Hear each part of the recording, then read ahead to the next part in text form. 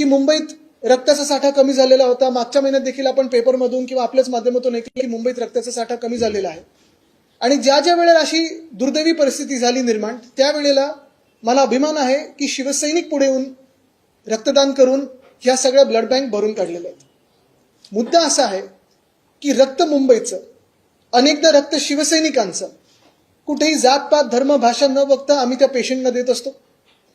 आज भाजपचं सरकार बसल्यानंतर आणि ह्या खास करून समितीमध्ये, सुधार समितीमध्ये मिंदेंच्या चेअरपर्सन असताना मुंबई महानगरपालिकेच्या ज्या रक्तपेढ्या आहेत, ज्या आतापर्यंत मोफत असायच्या पेशंटसाठी, त्यांना प्रायव्हेटाईज केलं जातं, खासगीकरण होतं याचं.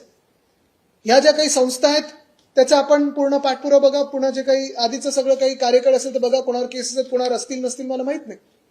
पण आता त्यांना ही सुविधा दिलेली आहे की त्या प्रत्येक रक्ताच्या पिशवीसाठी 1100 रुपये, बरोबर ना विशाखाताई? 1100 पर पाऊच, 1100 बेसिक रक्तासाठी, आणि पुढे जवळपास 1600 ते 2000 रुपये पर पर्सन पर पाऊच असं चार्ज करू शकतील. म्हणजे आमचं मुंबईकरांचं रक्त एक तर मिंदे किंवा भाजप हे विकायला चाललेलं आहे, हे ह्या प्रस्तावामधून स्पष्ट होत आहे. मी आग्रही राहीन ह्याच्यावर की उद्या भाजपने देखील याच्यावर भाष्य करावं.